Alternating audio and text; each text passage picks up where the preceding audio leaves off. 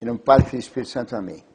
Ave Maria, cheia de graça, o Senhor é convosco, sois vós entre as mulheres, teu fruto é o semente Jesus. Santa Maria, Mãe de Deus, rogai por nós, pecadores, agora e na hora de nossa morte. Amém. Auxílio dos cristãos. Em nome do Pai, Filho e Espírito Santo, amém.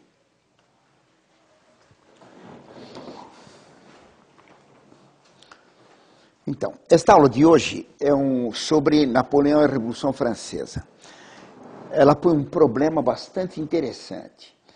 Ela mostra como a história não é simplesmente o estudo da história não é simplesmente uma decoração, mas que exige análise e exige um raciocínio. Os livros apresentam normalmente a Revolução Francesa e Napoleão como opostos, como contrários entre si. Só para ter uma localização no tempo, a Revolução Francesa ela começou em 1789 e vai terminar, teoricamente, em 1799, quando Napoleão dá o golpe e se torna primeiro cônsul. Isso foi em novembro de 1799, com o golpe de Brumário, 19 Brumário. E a Revolução tinha mudado os nomes dos meses. Em novembro era o mês das brumas, daí Brumário. Napoleão vai governar, então, de novembro de 1799 até 1814, quando ele é obrigado a renunciar a primeira vez e é mandado para a ilha de Elba. Depois ele volta no ano seguinte ao poder e vai governar durante 100 dias, quando é derrotado, enfim, em Waterloo, e é obrigado a pedir demissão de novo e é preso pelos ingleses, mandado para a ilha de Santa Helena, onde ele vai morrer em 1821. Então, só para focalizar no tempo, a Revolução Francesa vai, teoricamente, de 1799 até 1789 até 1799. E Napoleão de 1799 até 1814 e 15, certo? Esses dois períodos, na verdade, eles têm uma grande unidade. Aparentemente, há uma oposição entre o governo napoleônico e o que fez a Revolução Francesa. Essa oposição se mostra claramente em alguns pontos. Então, vamos dar primeiro a posição da Revolução Francesa e depois comparando com Napoleão. Então, a Revolução Francesa, primeiro, fez uma grande perseguição à Igreja Católica. Toda a ação da Revolução Francesa foi uma ação anticatólica. Os livros apresentam a Revolução principalmente como sendo antimonárquica. Se o rei tivesse apoiado a pena de morte contra os padres que não aceitavam as leis revolucionárias, o rei ficaria no poder. Ele só foi morto porque ele se opôs à pena de morte contra os padres que resistiam à Constituição Civil do Clero. Então a Revolução foi feita contra a Igreja Católica. Ela visou a destruição da Igreja. Depois vamos dar as etapas disso. Esse foi o primeiro ponto. Napoleão, ao contrário.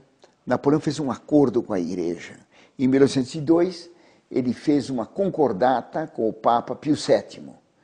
E reabriu as igrejas, reabriu os seminários, deu grande quantidade de dinheiro para os bispos, para os conventos, deu grandes privilégios para a igreja, aparentemente. A Revolução tinha perseguido. A perseguição da Revolução contra a Igreja Católica foi uma coisa sistemática e extremamente bem pensada. Então, dando uma visão de conjunto muito rápida, a Revolução Francesa, a princípio, em novembro de 89, ela primeiro tomou os bens da igreja como garantia de uma nova moeda, o papel moeda, o assignat. A França está numa crise financeira muito grande, e então o bispo Talleyrand, que era um bispo ateu, subiu à tribuna bem cedo de manhã, vestido de bispo. Quando se tratava de atacar a igreja, ele punha batina, ele nunca usava. Ele não acreditava em coisa nenhuma. É um homem que vai receber todos os sacramentos, inclusive o do matrimônio, na igreja. Bem, esse bispo Talleyrand subiu à tribuna e, para dar uma solução para os problemas financeiros da França em 1789, era o comecinho da Revolução Francesa, ele sugeriu criar uma nova moeda, o assignat, quer dizer, assinado.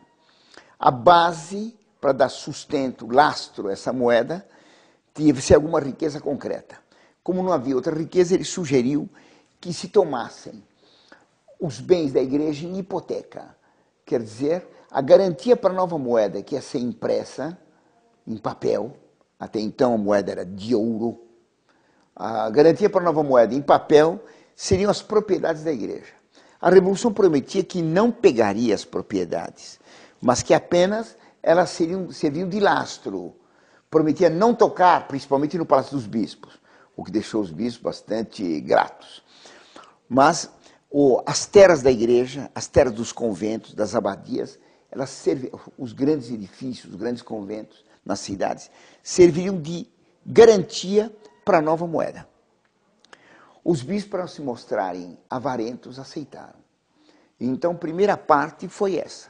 Fizeram uma impressão de 400 milhões de libras em papel, 400 milhões de assignat, assinados pelo ministro da Fazenda de então. Bem, prometia-se não pegar os bens da igreja, era só uma hipoteca, mas sem ser efetivada em concreto.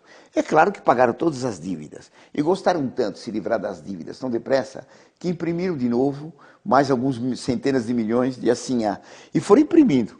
O resultado, o dinheiro se desvalorizou com uma rapidez brutal, e logo foram pegando as terras da igreja, os prédios da igreja e tudo mais.